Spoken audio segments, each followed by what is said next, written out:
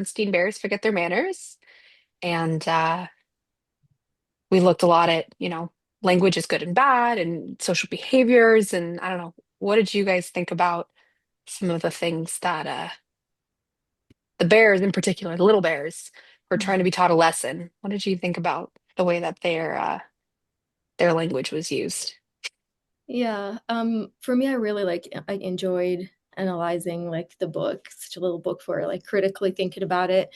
I know we talked in the project like how it conveys this kind of narrow view of maybe appropriate language, um, maybe positioning like standard American English, as the only maybe acceptable way for social behaviors and like manners. I know like manners really teaching is like very valuable, but it kind of frames language as only like right or wrong, or maybe how the rude list, like polite, rude, without acknowledging kind of maybe the influence of other maybe cultural variation, or translanguaging practices.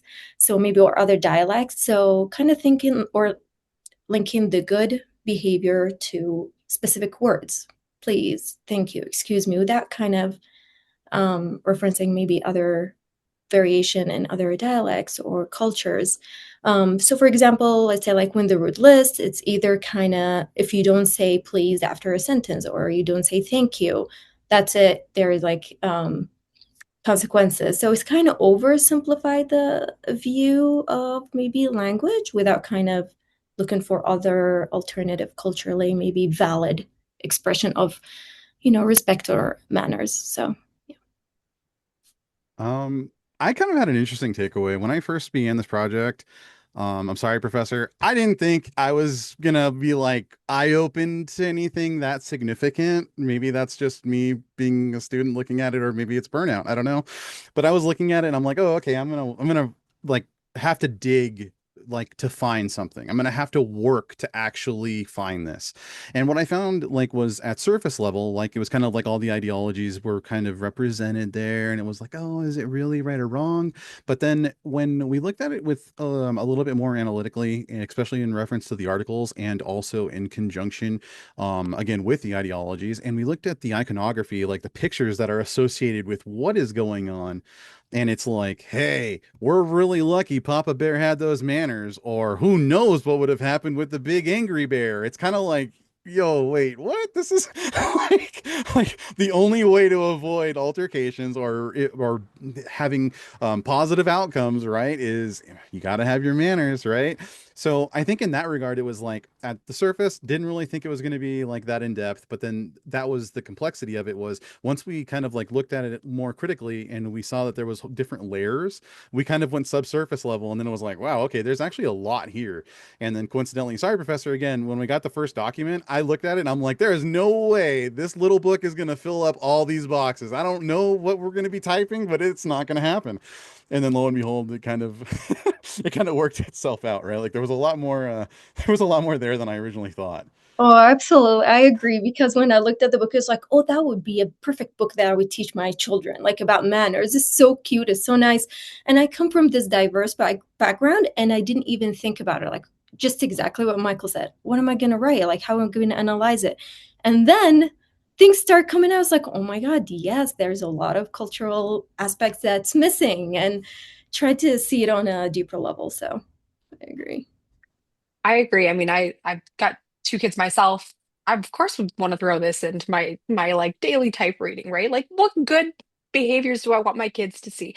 And the book itself does a really great job for kids. It's engaging, it's colorful, cartoons and illustrations really keep them, motivated into the story. And so the lesson that they're getting from it isn't necessarily bad, but the way that the story and the message is portrayed through the words that are used is what really kind of really where the struggle is, right? So like we as SLPs have to be really careful about the words and the literal conversation and dialogue that is being used to portray whatever it is that's going on, as a motif, as a lesson, as a metaphor, whatever that might be. So it's really kind of fascinating how something that seems so simple and that should be so good is just off in a way, right? Mm-hmm. 1000%. It's almost because the irony is like the SLP is supposed to be the wordsmith, right? But then we walked away from this children's book learning something and how to apply it, like, or how to, I guess, better view through the cultural responsive practice lens, right? And then I think that kind of goes to like the next talking point that we kind of discussed to go into is looking forward. How is it going to benefit all of us?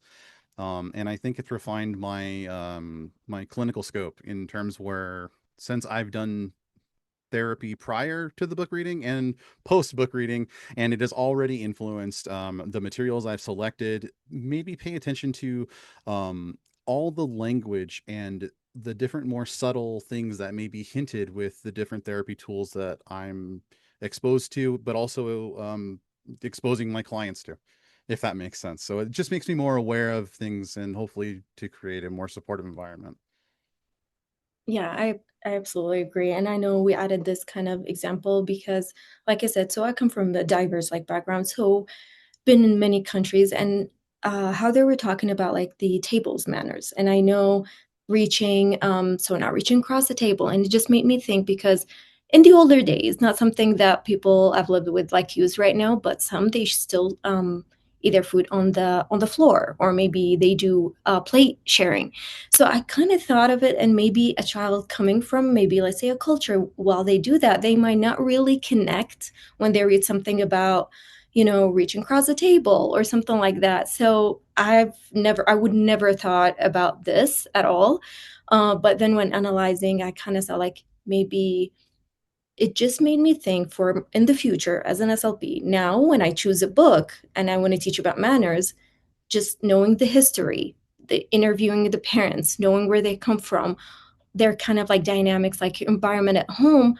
Now I kind of try to find like books where it can at least show some cultural like aspects kind of because again manners in that way, and I think in that book is really amazing, keep them engaged, but maybe it should be kind of reframed to kind of acknowledge that respectful kind of communication manners can take many different forms and not just like specific ones.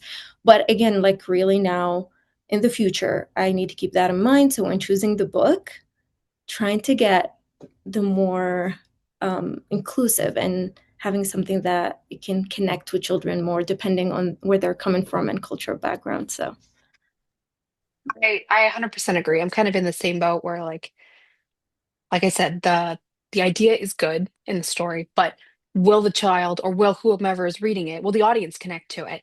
And so really understanding who your client is and what their background is and where they come from, giving them a chance to see themselves in the book not only allows them to engage with you as the therapist, but it allows them to engage with the literacy component of it as well. So much stronger than if it does have this kind of like idealized happy-go-lucky, environment that the Bernstein Bears have. So, um, while that's beautiful and it's very fun, and those stories are so very silly, it's not always realistic, and it's not what our clientele will always, you know, what they'll represent. So, kind of keeping that in mind, I totally agree, is going to be something I'll be focusing on in the future as well.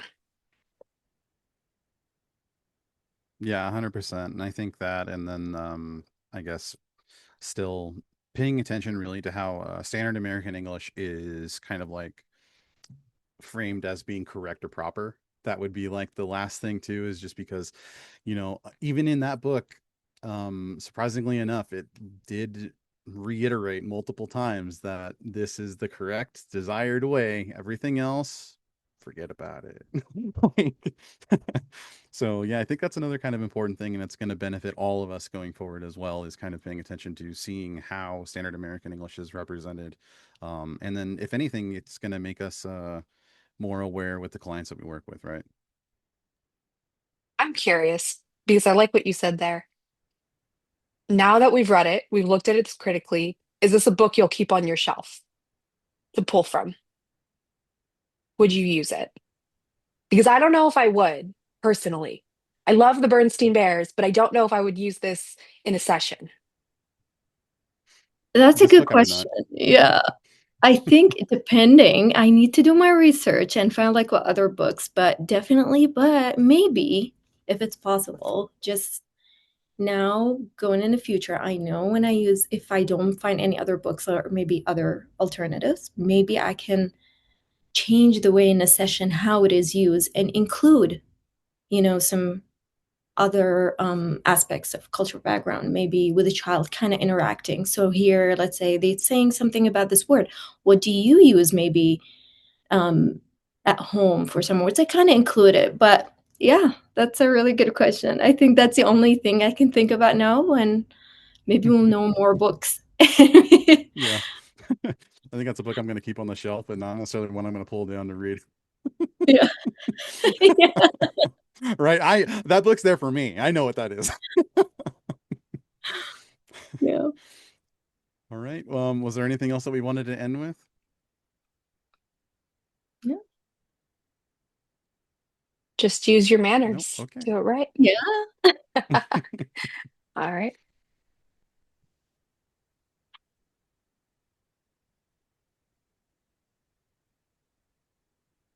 Okay. Did I stop recording? No.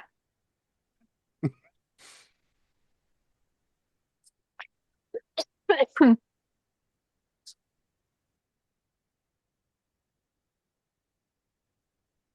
Did it stop? It still hasn't stopped. What is going on?